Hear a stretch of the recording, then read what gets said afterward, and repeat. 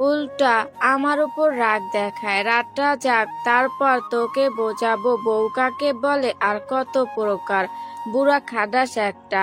বাসর রাতে বউকে গিফটে না দিয়ে বরং 10টা কথা শুনিয়ে চলে গেল। গিফটের জন্যই তো বিয়ে করতে রাজি হয়েছিলাম।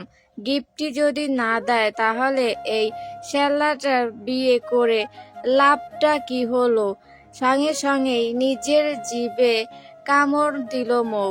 মুখটা তার বড্ড বেপরোয়া, যখন তখন পেটে যা আসে মুখে বলে ফেলে। আবারও গুটি সুটি মেরে বিছানায় গিয়ে কমফোর্ট মুড়ি দিয়ে শুয়ে পড়লো। দীর্ঘ সময় ধরে এপাশ ওপাশ করলো, বিছানার চাদর খামচে ধরলো, বালিশটা উল্টে পাল্টে নিল, কিন্তু চোখে কিছুতেই ঘুম ধরা দিল না। বিরক্তি হয়ে আবারও উঠে বসলো মৌ। এবার দুহাত দিয়ে শক্ত করে পেটটা চেপে ধরলো সে। প্রচুর খিদে পেয়েছে। খিদের চোটে পেটের ভিতর যেন 1 ডজন ইঁদুর কুষ্ঠিসৌত করছে। সকাল থেকে রাগে অভিমানে আর জেদের বসে দানা পানি কিছু মুখে তুলিনি। নিজের জেদ এখন নিজের পেটের ওপর এসে বোমার মতো ফেটেছে। ক্ষুধার্ত বাঘিনীর মতো পুরো রুম এদিক ওদিক পায়চারি করলো মৌ। তেষ্টা মেটাতে একনাগাড়ে 2 গ্লাস পানিও গিলে ফেললো, তবুও পেটের ভেতরে খিদের আগুন বিদ্যমান কমলো না। উজানের মা কয়েকবার সাদাসাদি করেছিলেন খাওয়ার জন্য, কিন্তু মৌ তখন কায়দা দেখাতে গিয়ে মুখ বাঁকিয়ে বলেছিল, আমার খিদে নেই। এখন সেই কায়দার 12টা বেজে গেছে। অবশেষে আর সহ্য করতে না পেরে পেটের দায়ে চোরের মতো চুপি চুপি নিজের রুমের দরজা খুলো সে। করিডরে এদিক ওদিক তাকিয়ে দেখলো মৌ, কাউকে চোখে পড়লো না। ব্যাস, আর পায় কে? খুশিতে ডগমগ হয়ে নাচতে নাচতে সিঁড়ি দিয়ে নামতে লাগলো সে। 2 বার পায়ের সারি জড়িয়ে হেঁচক খেতে খেতেও কোনো মতে দেয়াল ধরে বেঁচে গেল। ডাইনিং রুমে এসে থমকে দাঁড়ালো সে। চারদিকে একদম নিঝুম, সবাই গভীর ঘুমে আচ্ছন্ন, পরিবেশ অনুকূলে। দেখে মৌ নিজের মনে ফিসফিসিয়ে বিড়বিড় করে উঠল, যা শালি, শ্বশুর বাড়ি পা দিতে না দিতেই চোরের মতো মাঝরাতে রান্নাঘরে হানা দিচ্ছিস? ছি ছি। এই না, আমি চুরি একদমই করছি না। এই বাড়িটা কার? আমার শ্বশুরের। আর শ্বশুরের বাড়ি মানে তো এটা আমারও বাড়ি। সেই হিসেবে মাঝরাতে রান্নাঘর উলট পালট করে সব খেয়ে ফেলার পূর্ণ অধিকার আমার আছে। মৌ, তুই আজ বেশি বেশি করে খা। পারলে তোর ওই খিটখিটে খড়খড়ে জামাইয়ের মাথাটাও চিবিয়ে খেয়ে ফেল। মনের আনন্দে গুনগুন করতে করতে কিচেন রুমে ঢুকলো মৌ, কিন্তু সুইচে টিপে আলো জ্বালাতেই তার মুখটা শুকিয়ে চুন হয়ে গেল। এত বড় কিচেন রুম, অথচ চট জলদি মুখে তোলার মতো তৈরি কোনো খাবারই চোখে পড়ছে না। খিদের তাড়নায় মাথা ঘুরছিল তার। খাবার খুঁজতে খুঁজতে পুরো কিচেন রুমে 1 চক্কর দিয়ে যখন সে প্রায় ক্লান্ত, ঠিক তখনই তার চোখ পড়ল কোনার বিশাল ডাবল ডোয়ারের ফ্রিজটার দিকে। আশার আলো দেখে দ্রুত গিয়ে ফ্রিজের দরজাটা খুলল। আর খুলতেই তার চোখ ছানা ভরা। ভেতরে বাহারি রকমের ফল, ফুল, মিষ্টি আর ডেজার্ট সাজানো। তবে অত শত রাজকীয় খাবারের দিকে না তাকিয়ে মৌয়ের নজর গেল একটু আগে শাশুড়ি আম্মা যে খাবারের প্লেটটা তাকে দিতে চেয়েছিলেন সেটার দিকে। প্লেটের ওপর ঢাকা দেওয়া ছিল। ঢাকনাটা তুলতেই মৌয়ের মনটা জুড়িয়ে গেল। আস্ত একটা chicken leg piece. Chicken leg piece মৌয়ের বরাবরই মারাত্মক দুর্বলতা। বাপের বাড়িতে এই লেগ পিস নিয়ে কত যুদ্ধ হয়েছে। মেহেরের ভাগ্যের লেগ পিসও সে কতবার পটিয়ে পাটিয়ে নিজের পাতে তুলে নিয়েছে, তার ইয়ত্তা নেই। খুশিতে মৌয়ের চোখ চকচক করে উঠল। খাবারের প্লেটটা হাতে নিয়ে ডাইনিং টেবিলের পর্যন্ত যাওয়ার তর সইল না তার। কিচেনে রুমের মেঝেতে ধপাস করে বসে পড়ল সে। তারপর কোনো রাজকীয় ভাব তার তোয়াক্কা না করে দু হাত লাগিয়ে তৃপ্তি ভরে চিকেন আর ভাত সাবার করতে লাগলো। খাওয়া শেষ করে একটা স্বস্তি পেল মৌ। নিজের বাপের বাড়ি হলে হয়তো প্লেটটা ওখানে ফেলে রেখে চলে যেত, কিন্তু আজ আর সেই রিস্ক নিল না। নতুন শ্বশুর বাড়ি বলে কথা, প্লেটটা যত্ন করে ধুয়ে একদম নির্দিষ্ট স্থানে উপুর করে রেখে দিল। তারপর তৃপ্তি ভরে এক গ্লাস পানি খেয়ে যেই না ঘুরে দাঁড়িয়েছে, ঠিক তখনই উপরের সিঁড়ি বেয়ে নামছিল উজান। চোখে মুখে তার রাজ্যর বিরক্তি আর ক্লান্তি মাখানো। নিজের এসি রুম আর নরম বিছানা ছাড়া উজানের অন্য কোথাও মোটে ঘুম হয় না, অথচ আজ এই আপদ মেয়েটার চক্করে তাকে নিজের রুম ছেড়ে পুরো বাড়ি টোটো করতে হচ্ছে সামান্য একটু ঘুমের আশায়।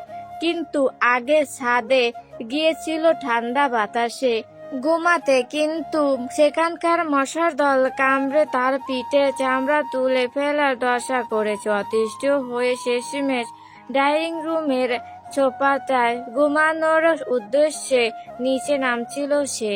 হঠাৎ কিচেনের রুমের খোলা দরজার দিকে তাকাতেই উজানের পা দুটো জমে গেল। আবছা আলোয় আধারিতে দেখা যাচ্ছে একটা ছায়া মানব দাঁড়িয়ে আছে, যে পুরো কিচেন রুমে জুড়ে সন্দেহজনকভাবে ঘুরে বেড়াচ্ছে। মাঝরাতে এই বিশাল বাড়িতে চোর ঢোকার আশঙ্কায় উজানের গায়ের লোম খাড়া হয়ে গেল। চোরটাকে সাইজ করার জন্য সে নিজের ভেতরের সবটুকু সাহস সঞ্চয় করলো। তারপর পা টিপে টিপে বিড়ালের মতো নিঃশব্দে কিচেনের রুমের দিকে এগোতে লাগলো। মনে মনে উজান আওড়ালো, উজান চৌধুরীর বাসায় চুরি! এত বড় সাহস!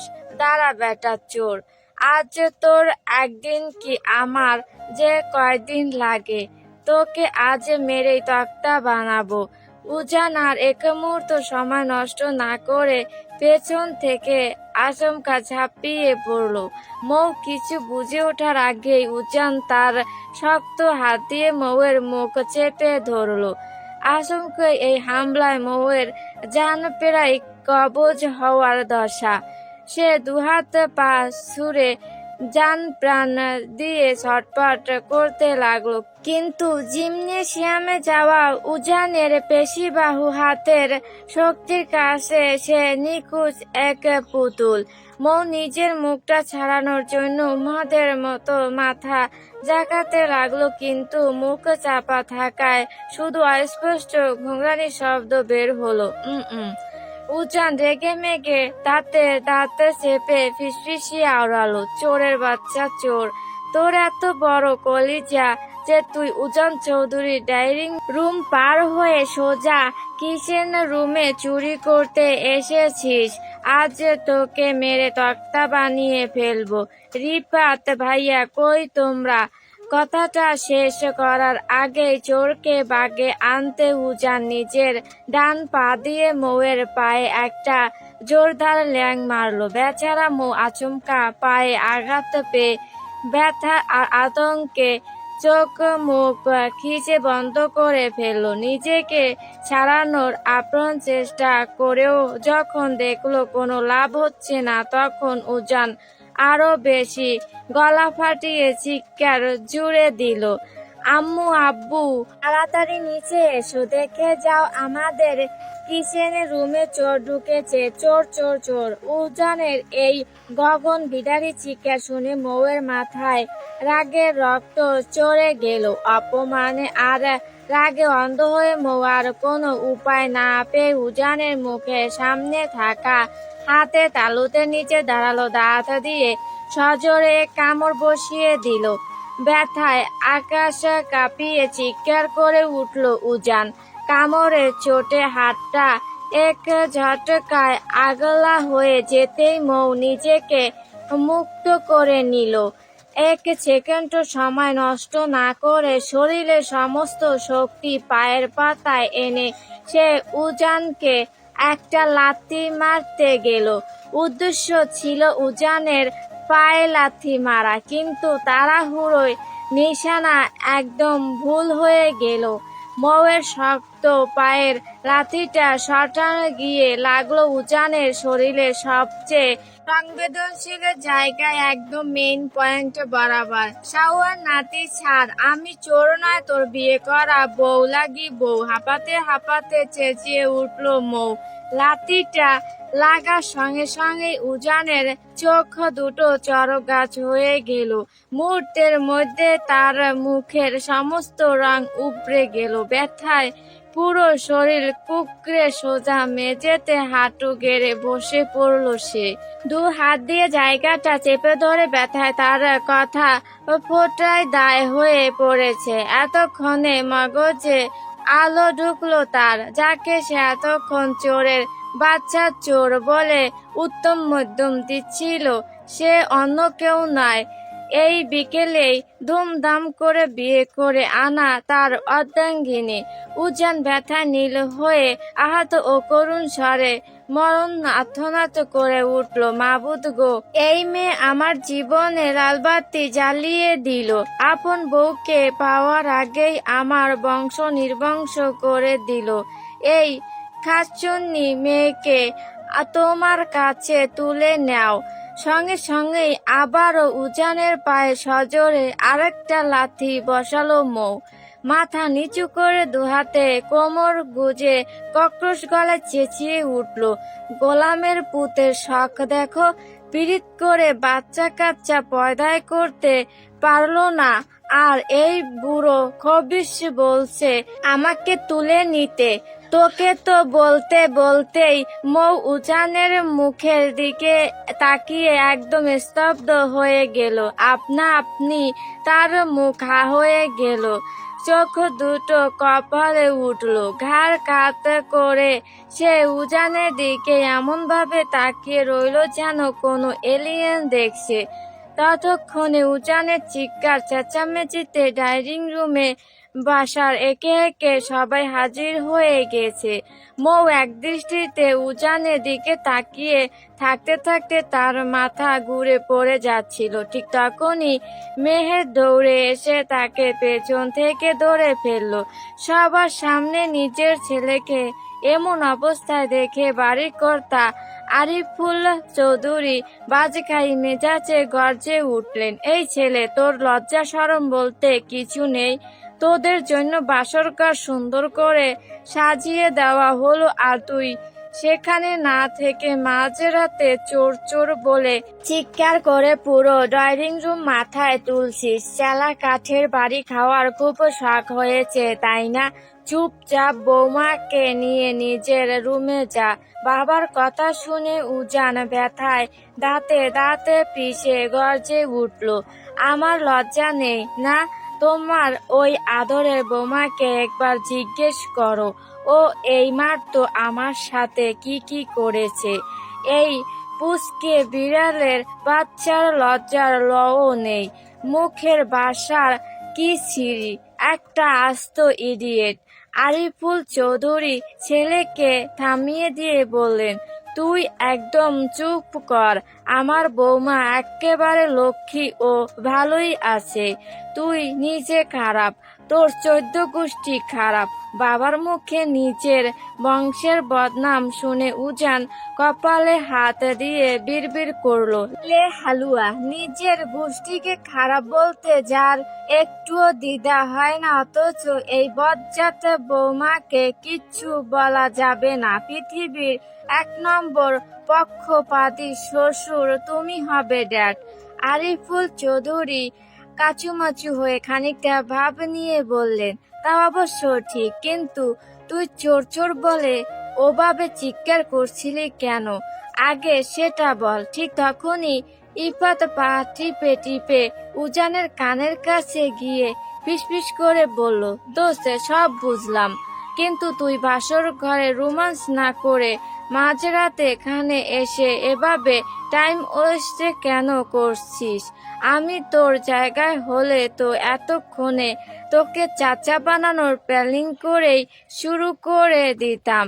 ইফাতের এই রসিকতায় উজান রক্ত চক্ষু মেলে তাকাতে ইফাত ভয়ে গুটিয়ে গেল। দ্রুত সেই জায়গা ত্যাগ করে সে আরিয়ানের পাশে গিয়ে দাঁড়ালো। উজান আগের মতোই চোখ মুখ শক্ত করে বাবার প্রশ্নের উত্তর দিল, কেন চিৎকার করেছিলাম? এই পুচকে বিড়ালের বাচ্চাকে জিজ্ঞেস করো। মাঝ রাতে চোরের মতো পুরো বাসা জুড়ে ঘুরে বেড়াচ্ছে এখানে সেখানে। আমি যেই চোর ভেবে একে ধরতে গিয়েছি, ঠিক তখনই ও আমার বংশের বাতিতে লাথি মেরে দিয়েছে। আচমকা রাগের মাথায় মুখ ফসকে একদম খাঁটি সত্য কথাটি বের হয়ে আসায় উজান দ্রুত নিজের মুখ চেপে ধরলো, কিন্তু ততক্ষণে যা হওয়ার হয়ে গেছে। তার এমন অদ্ভুত উত্তর শুনে আরিয়ান, ইফাত, তুবা সহ মেহেরও আর নিজেদের সামলাতে পারলো না। সবাই খিলখিল করে হেসে উঠলো। হাসির শব্দের মাঝে ইফাত হঠাৎ ঘাড় বাঁকিয়ে মেহেরের দিকে তাকালো। মেয়েটা এই বাড়িতে আসার পর থেকে একটু হাসেনি, সারাক্ষণ মুখ গোমরা করেছিল, কিন্তু এখন তার মুখের এই খিলখিলে হাসিটা এক কথায় মাশাআল্লাহ, দেখতে বড্ড সুন্দর লাগছে। আচমকা ইফাতের গভীর চোখের দিকে নজর পড়তে মেহেরের হাসি চট করে থেমে গেল। সে দ্রুত চোখ নামিয়ে মাটির দিকে তাকিয়ে রইল। ততক্ষণে আরিয়ান নিজের নাক ছিটকে উজানকে টিটকারি মেরে বলল, ভাই, তোর বংশের বাতি এখনো ঠিকঠাক আছে নাকি?